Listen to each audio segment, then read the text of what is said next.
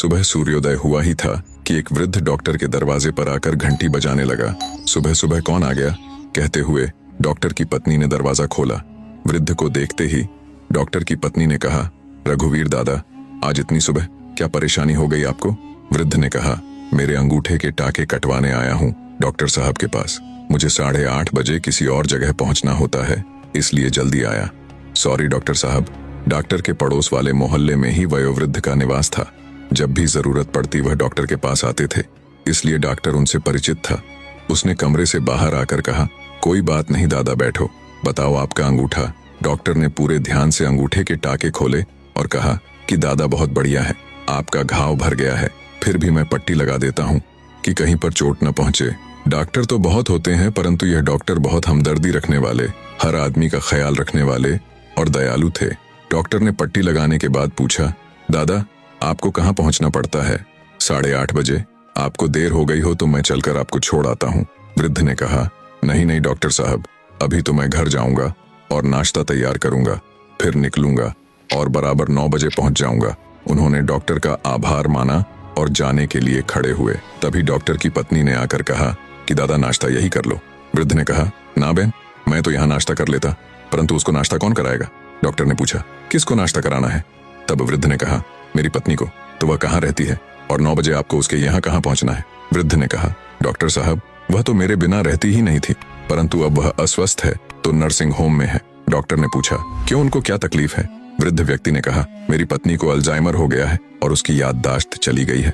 पिछले 5 साल से वह मेरे को पहचानती नहीं है।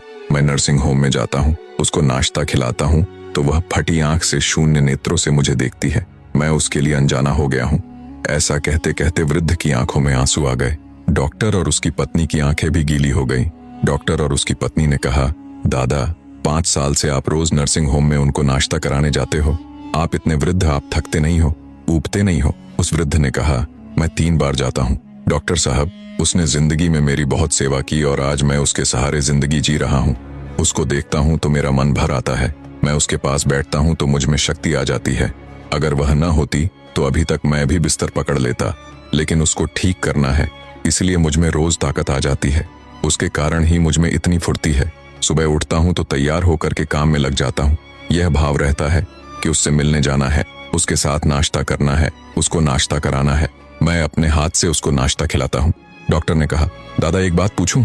वह तो आपको पहचानती नहीं, न तो आपके सामने बोलती है, न हंसती है, तो भी तुम मिलने जाते हो। तब उस समय वृद्ध ने जो शब्द कहे, वह शब्द दुनिया में सबसे अधिक हृदय स्पर्शी और मार्मिक है। वृद्ध बोले, डॉक्टर साहब वह नहीं जानती कि मैं कौन हूँ, पर मैं तो जानता हूँ ना कि वह कौन है। और इतना कहते कहते ही वृद्ध की आंखों से पानी की धारा बहने लगी। डॉक्टर और उनकी पत्नी की आंखें भी भर आईं। कहानी तो पूरी हो गई, परंतु पारिवारिक जीवन में स्वार्थ अभिशाप है और प्रेम आशीर्वाद है। प्रेम कम होता है तभी परिवार टूटता है। अपने घर में अपने माता पिता को प्रेम करे। ये शब्द, वह नहीं जानती कि मैं कौन हूँ, परंतु मैं तो जानता हूँ, ये शब्द शायद परिवार में प्रेम का प्रवाह प्रवाहित कर दे। दोस्तों, अपने वो नहीं जो तस्वीर में साथ दिखे, अपने तो वो है जो तकलीफ में साथ दिखे। वीडियो आपको पसंद आया हो तो प्लीज वीडियो को एक लाइक करके चैनल को सब्सक्राइब करना ना भूलें। धन्यवाद।